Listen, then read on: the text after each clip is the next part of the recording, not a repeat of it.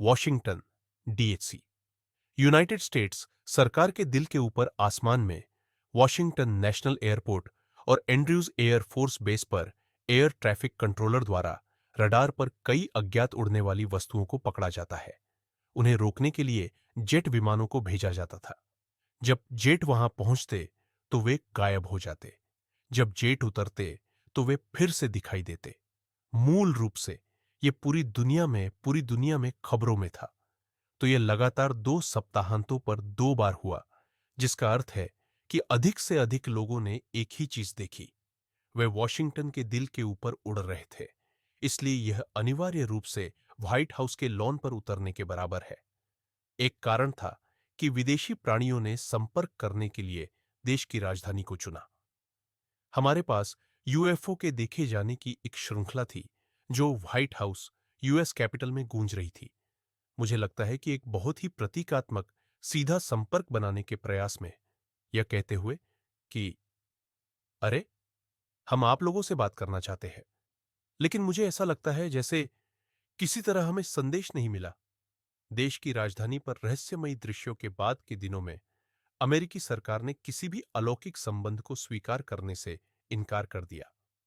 आज तक हम केवल एक ही दृढ़ निष्कर्ष पर पहुंचे हैं, और वह यह है कि इसमें उद्देश्य या निरंतरता का कोई पैटर्न नहीं है जिसे हम संयुक्त राज्य अमेरिका के लिए किसी भी संभावित खतरे से जोड़ सके। 1952 में वायुसेना ने बढ़ते हुए दृश्यों और संपर्क घटनाओं की जांच करने के लिए प्रोजेक्ट ब्लू बुक बनाया। लेकिन क्या यह केवल अमेरिकी सरकार की ओर से सच्चाई को दबाने का एक प्रयास था? आपको बहुत सारे मूर्त वस्तुनिष्ठ दृश्य मिले हैं, और वैसे ऐसी वस्तुएं जो ऐसी चीजें कर रही थी जो बिल्कुल अविश्वसनीय रूप से असाधारण थी। हमारे पास एक भौतिक घटना है, यह वास्तविक है। सवाल यह है कि क्यों, और यह कुछ ऐसा है जिसका उत्तर हमारे पास नहीं है।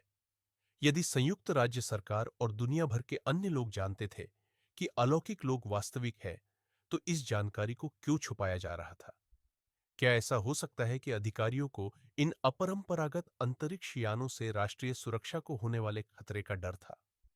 यूएफओ पर अमेरिकी सरकार द्वारा लिखी गई रिपोर्टों की एक लंबी सूची है, और उनमें से कई में वास्तविक रूप से यूएफओ के नाटकीय सबूत दिखाए गए हैं। और फिर भी उनका निष्कर्ष यह था कि यह या तो धोखा है या प्राकृतिक घटनाओं के गलत दृश्य है, और इसी तरह की अन्य बातें। यूएफओ पर अमेरिकी सरकार के अध्ययनों का यही इतिहास है। आधुनिक समय में यह विचार है कि लोगों का एक गुप्त और छोटा सा कुलीन वर्ग है जो बाकी समाज से सच्चाई को छुपा रहा है कि अंतरिक्ष से एलियंस पृथ्वी ग्रह पर आए हैं, लेकिन किसी और को इसके बारे में जानने की अनुमति नहीं है। 1969 में वायुसेना ने अचानक प्रोजेक्ट ब्लू बुक को समाप्त कर दिया। क्या ऐसा हो सकता है कि अलौकिक संपर्क के बारे में सरकार के इनकार जनता को समझाने में विफल रहे?